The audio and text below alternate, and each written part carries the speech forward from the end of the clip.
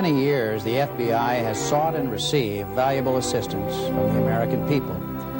In our efforts against the criminal threat, countless Americans have answered our calls for help. Together, we've all worked to keep our country safe. Today, I ask your help in combating another threat, the threat to our national security posed by hostile intelligence services. As many of you know, communist countries want information about our defense capabilities and our scientific development and our technological breakthroughs. But they're seeking this information both openly and secretly, with a greater intensity and with a larger commitment of resources than at any time in our history. In this open, democratic society of ours, much is available to them simply for the asking. The cost of a subscription to a scientific magazine or the registration fee to a scientific conference is a small price for them to pay for advances we've taken years to develop.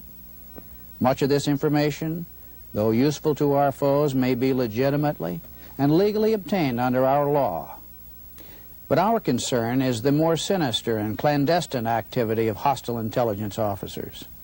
What these officers cannot buy over the counter, they'll steal, often using unsuspecting Americans who have access to technological, scientific, military, and economic information.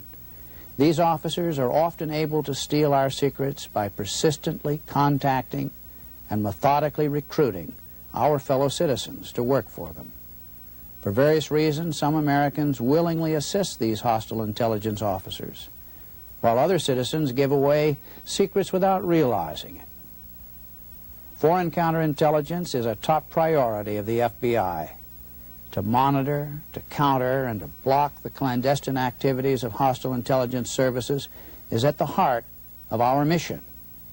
We're engaged in a quiet war of wits with some very formidable intelligence officers, such as the Soviet Union's KGB and its military counterpart, the GRU.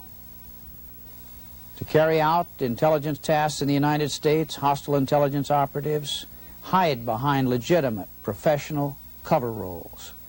Diplomats, trade representatives, students, and journalists are some of the guises of these highly trained and sophisticated spies. Through these covers, they gain access to political, economic, demographic, strategic, and military information about our country. From sites in New York, Washington, San Francisco, Chicago, Houston, and other urban centers, hostile intelligence officers are working within our cities and against our country. We estimate that 1 out of every 3 diplomats from a communist country is, in reality, an intelligence officer. The ultimate goal of these intelligence officers is, as I will repeat again, to recruit Americans to work for them. These intelligence officers are not always easy to identify, but many of their tactics of recruitment are by now all too familiar to us in the FBI. Perhaps most familiar, though, are the seemingly innocent ways they begin their targeting.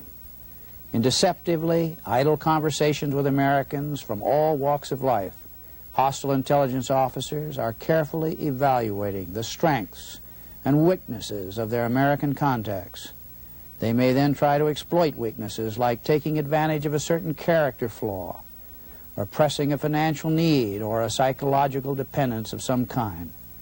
They also seek to establish close personal friendships with Americans, taking keen personal interest in their jobs and hobbies. Once a friendship is established, the intelligence officer may begin asking for what may seem like harmless favors, or holding out the promise of a lucrative business deal. Their techniques are very subtle, and seldom do we see outright blackmail used in the United States. These ploys may appear neither sinister nor illegal, but they're now well recognized by the FBI. No matter how cunningly disguised, they are the first revealing steps taken by hostile intelligence officers down the path toward the recruitment of Americans. The training manuals of the KGB and other hostile intelligence services state very clearly that greed is the main motivating force of Americans. But they also seek out those who disagree with American policies, those with a dissatisfaction at work, or those with a fondness for the intriguing cloak and dagger world of espionage. The FBI has learned much about this world in the almost half-century of countering hostile intelligence activity.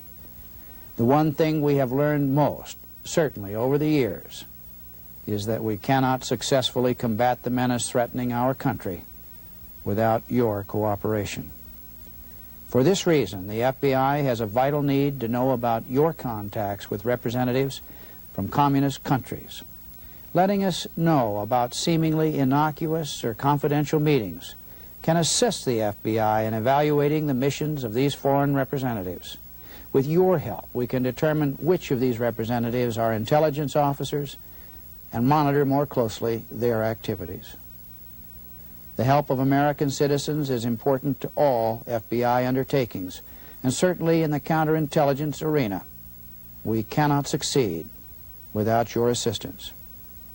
I urge you to report contacts with representatives from communist countries to your security officer, if you have one, and to your local FBI office. We can keep America the most advanced and free country in the world, and we can do it by working together.